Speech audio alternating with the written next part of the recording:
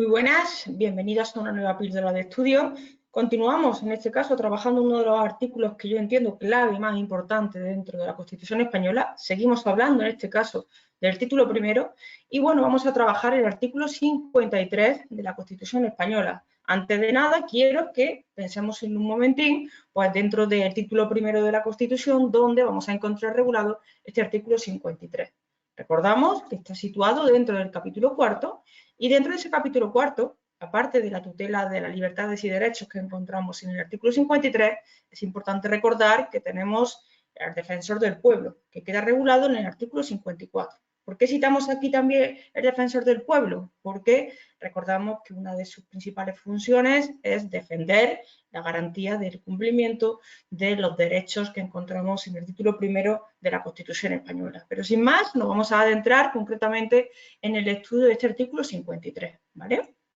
Creo que todo el mundo ha escuchado, y especialmente cuando estamos estudiando Constitución Española, cuando hemos visto el artículo 53, sabemos que estamos ante un artículo bastante importante, pero a la vez bastante complicado.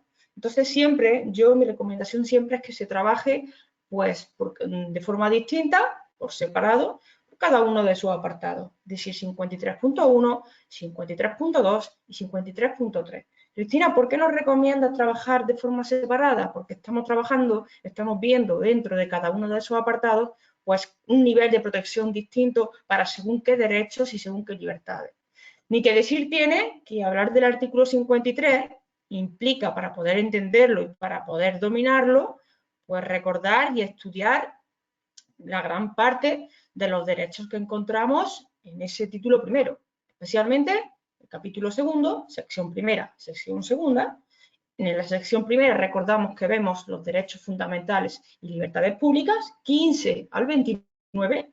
Importante citar aquí el artículo 14, no está dentro de esa sección primera, sabemos que es un artículo muy singular, clave, y posteriormente en esa sección segunda encontramos lo que se conocen como los derechos y deberes.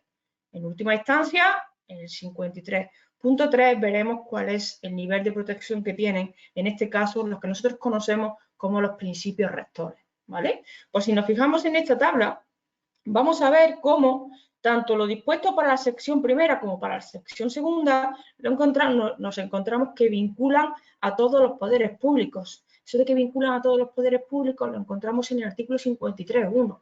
Especialmente cuando nosotros hablamos del artículo 53.1, yo siempre os recomiendo dos cosas importantes. Primero, atender a que ahí estamos hablando que dentro de ese 53.1 nos hablan de los derechos y libertades reconocidos en este caso, en ese capítulo segundo. Por tanto, estamos incluyendo tanto la sección primera como la sección segunda. Y Cristina, ¿por qué hacemos tanto hincapié en eso? Lo hacemos porque posteriormente ese mismo artículo 53.1 nos sigue diciendo que solo por ley se podrá regular el ejercicio de estos derechos y libertades.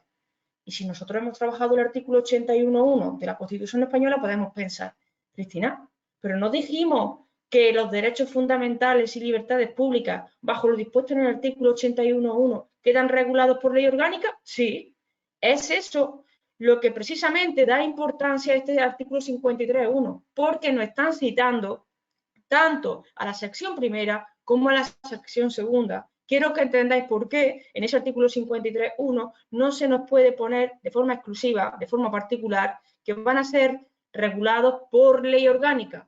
¿Por qué? Porque incluyen, además de los derechos fundamentales y libertades públicas de la sección primera, se incluyen a los derechos y deberes de la sección segunda. Ahora bien, como ahí bien se representa en esa tabla, vosotros tenéis que pensar, ¿vale? Los derechos fundamentales y libertades públicas del 15 al 29, la sección primera, van a ser regulados por ley orgánica y, sin embargo, los que encontramos en la sección segunda, esos derechos y deberes, como ahí bien especificamos, van a ser regulados por ley ordinaria.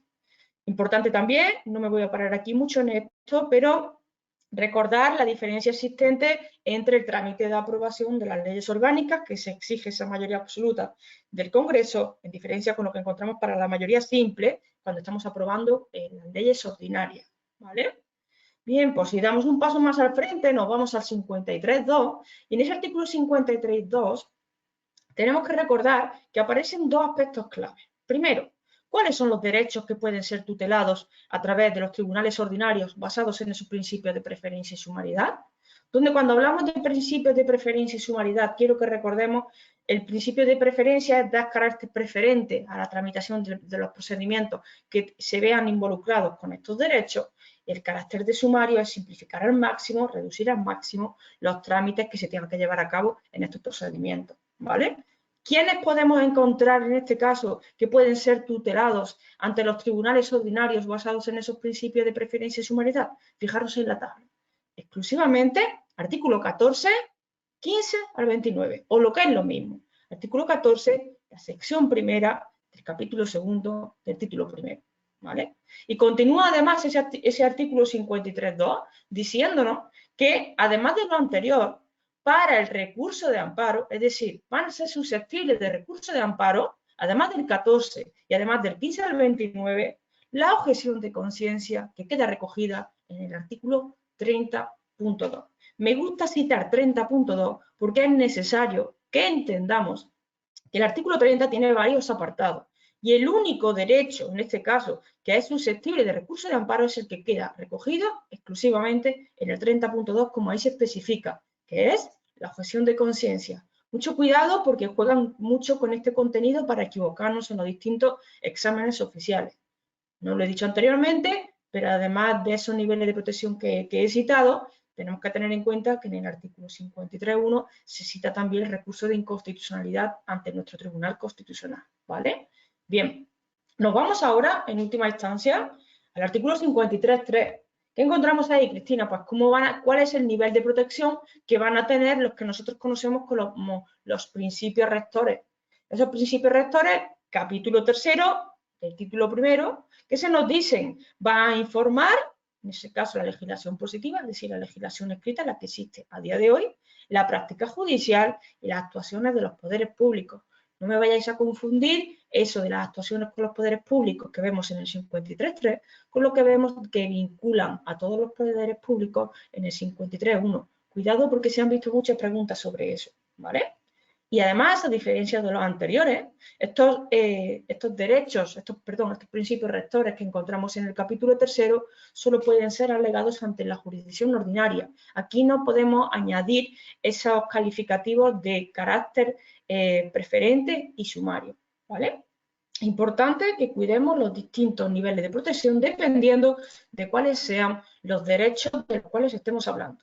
Y para terminar, justamente, pues en este diagrama que estamos viendo ahora mismo en pantalla, recordar que el nivel máximo de protección lo tienen los derechos fundamentales y libertades públicas, lo que aparece descrito en azul. ¿Por qué? Porque vinculan a todos los poderes públicos, van a tener una reserva de ley orgánica, van a ser susceptibles de recursos de inconstitucionalidad ante el Tribunal Constitucional, como vemos también en el título 9, y van a ser susceptibles de ser tutelados ante esos tribunales ordinarios, pero recordar, de carácter preferente y sumario. Y por último, algo importantísimo también, de lo cual tiene competencia el Tribunal Constitucional, es el recurso de amparo.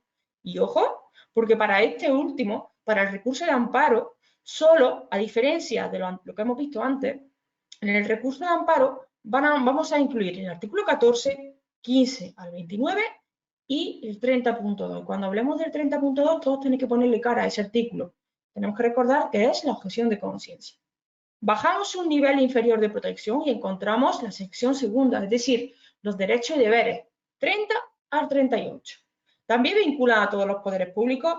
Recordamos, hemos visto que van a ser regulados por ley ordinaria y van a ser susceptibles también, como nos decía el 53.1, de recursos de inconstitucionalidad ante el Tribunal Constitucional. Por último, el 53.3, hablábamos de esos principios rectores de la política social y económica que aparecen en ese capítulo 3, artículos 39 al 52, y recordemos que solo pueden ser tutelados ante la jurisdicción ordinaria. Por tanto, antes de terminar, yo quiero que nosotros pensemos que aquí la forma de aplicar el artículo 53, bajo cada uno de sus apartados, es que empecemos a hacer como un examen de conciencia pensando, vale, pues por ejemplo, el artículo 29 o el artículo que regula el derecho de petición individual y colectiva.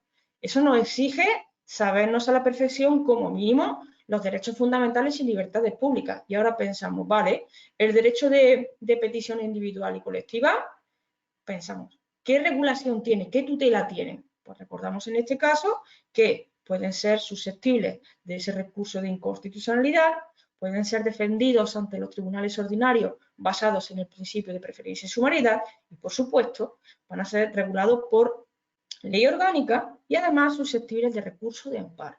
Por tanto, muchísimo cuidado con el artículo o con el derecho por el cual nos estén preguntando y bueno, y además saber la correspondencia que tiene con otros artículos que se ven más adelante.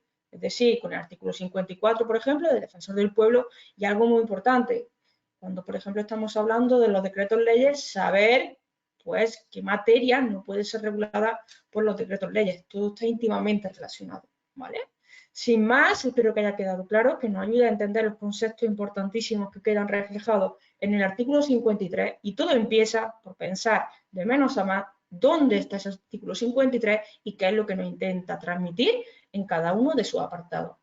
Cualquier cosita, cualquier comentario, cualquier duda, lo dejáis a través de los comentarios y un like, un me gusta, pues si os ha gustado la información que os hemos dejado. Nos vemos en la próxima. Chaito.